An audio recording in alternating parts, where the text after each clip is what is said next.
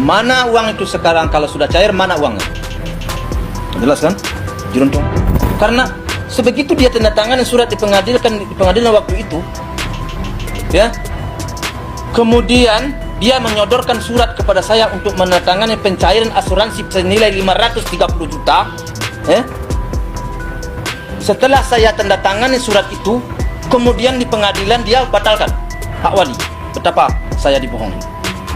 Setelah saya kasihkan fotokopi KTP saya, foto KTP istri saya, ya. Kemudian saya tanda tangani surat persetujuan untuk mencairkan dana itu. Kemudian hak wali yang pertama diserahkan ke saya, kemudian dia batalkan.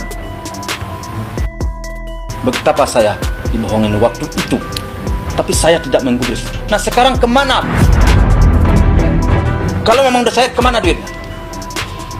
Itu harus dipertanyakan. Jadi makanya saya semenjak itu saya sudah sering, menurut saya banyak sekali.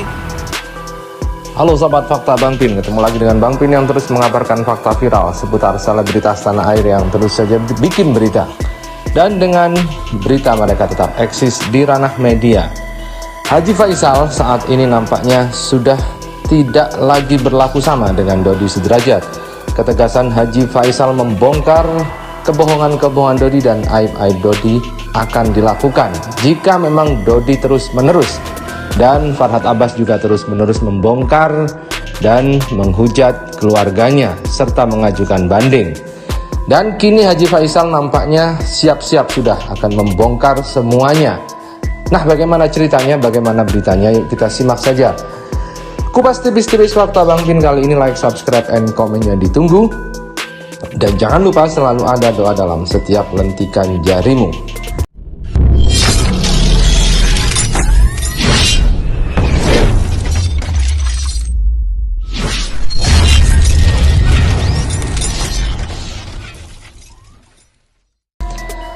Haji Faisal nampaknya sudah tidak kuat lagi menahan amarahnya kepada Dodi Sudrajat. Berulang kali dibohongi oleh Dodi. Mulai dari awal dia mengajukan hak asuh dan hak wali yang sudah ditandatangani oleh Dodi, kemudian diralat oleh Dodi. Kemudian soal banding yang beberapa waktu lalu diajukan oleh Dodi, padahal sebelumnya Dodi mengatakan sudah legowo. Ini sangat membuat Haji Faisal kesal. Bagaimana tidak, Haji Faisal adalah orang yang punya prinsip hidup. Kalau sudah bicara, maka mulut ini harus dijaga dan harus bertanggung jawab atas apa yang sudah diucapkan. Itu adalah prinsip hidup yang dipegang oleh Haji Faisal. Karena itulah Haji Faisal menganggap bahwa setiap orang berbicara itu pasti dia akan bertanggung jawab dengan pembicaraannya. Karena itulah Haji Faisal tidak mudah berbicara soal orang lain, tidak mudah mengomentari orang lain, dan tidak mudah membalas hujatan orang lain. Karena apa? Karena dalam prinsip hidup Haji Faisal bahwa omongan ini harus dipertanggungjawabkan. Jika tidak hati-hati, maka Haji Faisal tidak ngomong. Maka Haji Faisal menganggap orang lain juga seperti itu. Tapi ternyata Dodi tidak memegang prinsip itu. Isuk delay, sore tempe. Begitu kata Haji Faisal suatu waktu menilai omongan Dodi Sudrajat. Dan kali ini Haji Faisal juga membongkar keserakahan besannya. Seperti dilansir dari Her Story, bongkar keserakahan besannya, Haji Faisal sebut Dodi Sudrajat bakal serahkan Gala asal warisan Vanessa Angel di tangannya. Saya dibohongi. Mbak sudah muak dengan kelakuan besannya. Haji Faisal akhirnya membongkar perjanjiannya dengan Dodi Sudrajat.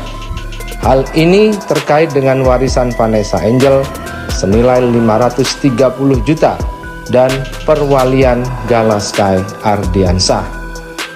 Faisal menyebut dirinya ikut menandatangani pencairan dokumen warisan Vanessa Angel. Dodi akan legowo menyerahkan hak wali Gala padanya.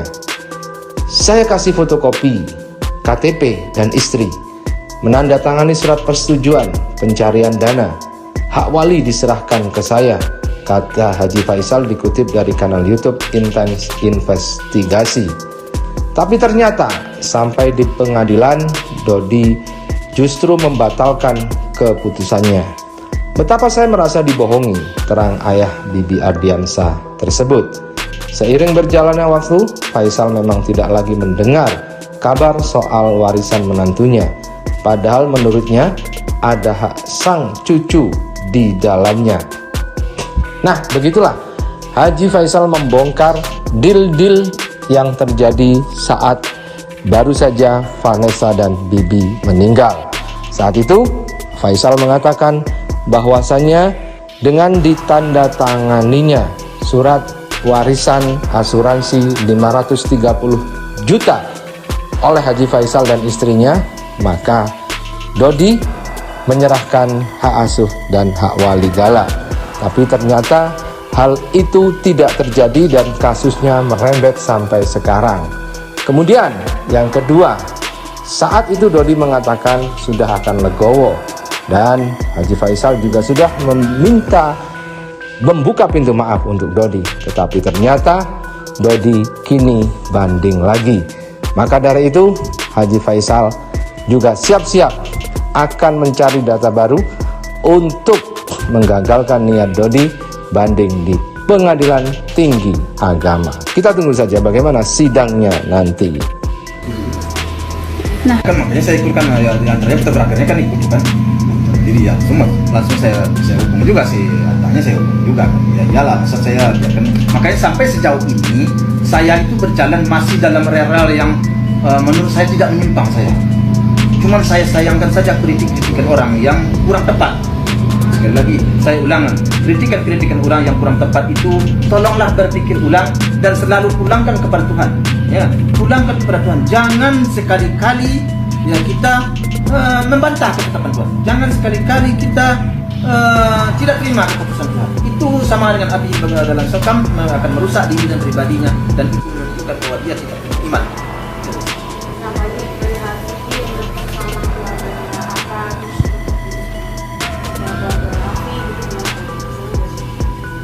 Secara umum, secara pribadi atau secara keluarga saya tidak rasakan.